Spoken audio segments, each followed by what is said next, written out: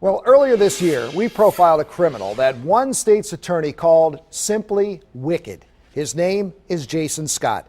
And we went behind the scenes of the federal investigation to show how investigators were able to put an end to a nearly 2-year-long terrorizing crime spree.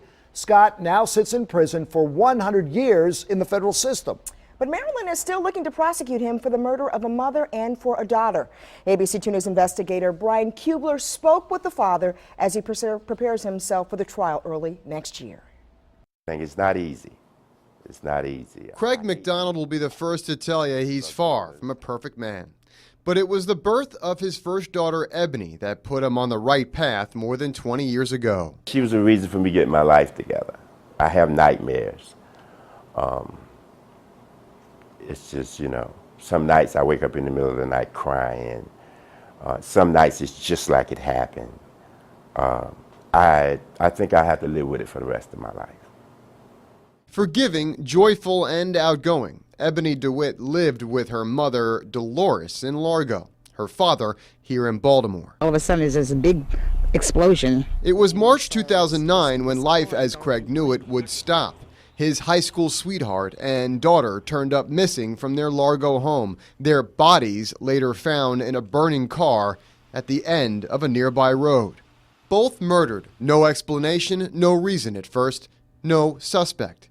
It would take Prince George's County more than a year to charge Jason Scott, a state murder case that in part grew out of the evidence gathered in a federal one. Scott is already serving 100 years for his methodical and wicked crime spree. As an employee of UPS and with the use of its database, federal authorities say Scott researched before targeting 29 home burglaries, 9 home invasions, and the sexual assault of a minor. All of it in fairly close proximity through just about 2 years. Undetected at first.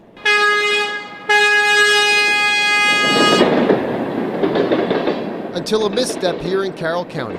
Here is where the feds say he burglarized JC Arms, looking for silencers for his weapons, but walked away with a cache of high-powered guns he knew he could sell, and tries to, in an undercover ATF buy.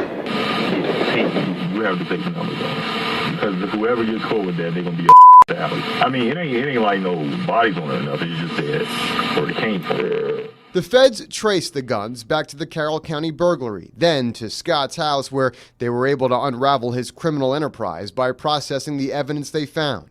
Flex cuffs, police scanners, a camera, and what authorities call a rape kit with condoms, a camera, and lighter fluid. This is the man the state of Maryland says murdered Ebony and Dolores DeWitt. This is the man that changed the way Craig McDonald views the world. To see that they had a rape kit and a camera and lighter fluid and see that she was burnt up and all of that, in my mind, it tells me that she was tortured. And so it leaves me real disturbed in many ways. And more so now, while Scott is already convicted and serving his federal time. He was supposed to stand trial last month for the first-degree murder of the DeWitts, where McDonald would finally learn the details he feels he needs to hear. Scott's attorney declined an on-camera interview, but says the trial was pushed back as the state determines whether or not he is mentally competent to stand for it. But it's not Scott's mental state that concerns this father. Crucifixion. That's the only thing that would help me with him. Crucifixion. And I don't think that some sins are forgiven. And I don't think all things come from God.